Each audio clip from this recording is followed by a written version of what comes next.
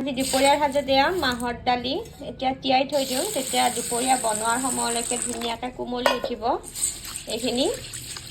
আৰু এইপিনে মাহৰ দালিৰ লগতে নতুন আলু ভাজি, সৰু আলু কম্বিনেশ্যনটো কেনেকুৱা হ'ব? মাটিমাহৰ দালিৰ লগতে এয়া সৰু আলু ভাজি টোপোলা ফুলাই নাই, আনিছেহে মাত্ৰ, প্ৰথম আজি ভাজিম।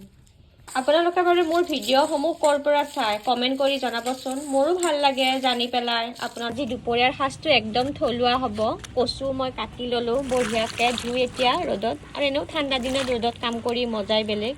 ধুই থৈ দিছোঁ কচুখিনি। এয়া কচু বনাম, ধুনীয়াকৈ ধুই বাছি লোৱা হ'ল, কাটি কুটি লৈ কচু ৰেডি এতিয়া বনাবৰ বাবে। আৰু এইপিনে এয়া মাহৰ দালিখিনি যে ধুই তিয়াই থৈ দিছিলোঁ, এইখিনিও ভালকৈ এতিয়া ধুই ল'ম।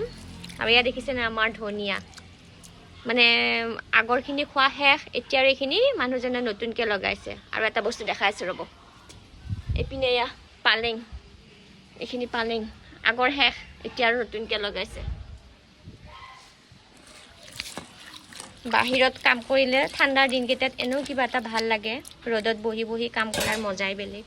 দালিৰ বাকলি গুচোৱা হৈ গ'ল, অকণমান আছে একো নহয়, কাৰণ মাটিমাহৰ দালিত অকণমান বাকলি থাকিলে ভাল লাগে।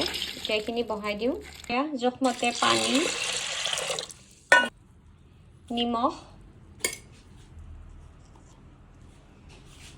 আৰু এয়া খোৱা ছ'ডা, যিহেতুকে খাৰ নাই গতিকে ছ'ডাই এচিকুট দি দিছোঁ। এতিয়া 4টামান হুইচেল মাৰিব দিম। মাটিমাহৰ দালি বনালে আদা আৰু নহৰু এই দুটাই মানে মেইন বস্তু, বেলেগ আৰু একো মছলাৰ প্ৰয়োজন নাই।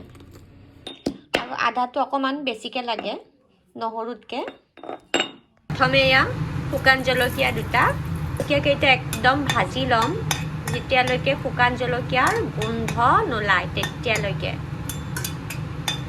মানে শুকান জলকীয়াৰ গোন্ধটো ওলালেহে ভাল লাগে। একদম শুকান জলকীয়াৰ গোন্ধ মলমলাই গৈছে। আৰু ইপিনে এয়া পাঁচফোৰণ, আৰু এয়া পিঁয়াজ, ইপিনে এয়া থেতেলাই থোৱা আদা নহৰুখিনি এতিয়া দি দিলোঁ। এইখিনি এতিয়া অলপ ভাজিম, বেছি সময় নহয়, বেছি ভাজিব নালাগে, হৈ গ'ল। এতিয়া ইয়াতে মই হালধি দি দিম। হালধি, নিমখটো মোৰ দিয়াই আছে আগতে। মানে এয়া দালিখিনি এতিয়া বহাই দিলোঁ।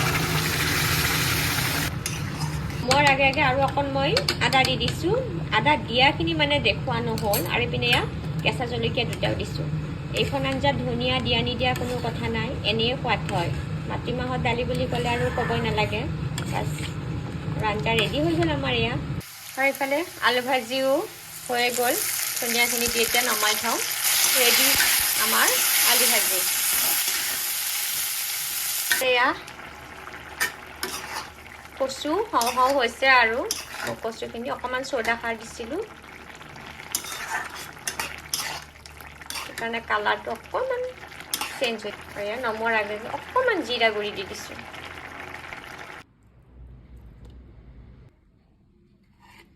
আৰু এয়া ৰেডি হৈ গ'ল দুপৰীয়াৰ থালিখন। কচু তৰকাৰী, আলু ভাজি, আৰু এইপিনে এয়া দুপৰীয়াৰ একদম মানে থলুৱা এসাঁজ। এসাঁজেৰে আজি দুপৰীয়াৰ সাজটো সজালোঁ। ভিডিঅ'টো কেনেকুৱা পালে জনাবলৈ একদমেই নাপাহৰিব। লগ পাম আকৌ আন এটি নতুন ভিডিঅ'ত। যোৱাৰ আগতে আকৌ এবাৰ কওঁ, যদি বৰ্তমানলৈ চেনেলটো ছাবস্ক্ৰাইব কৰা নাই প্লিজ ছাবস্ক্ৰাইব কৰি দিব, আৰু যদি পেজটো ফ'ল' কৰা নাই পেজটো ফ'ল' কৰি দিব। আৰু এয়া মই এতিয়া খাই লওঁ, বাকী লগ পাম আকৌ আন এটি নতুন ভিডিঅ'ত। আজিলৈ আহিছোঁ, বাই।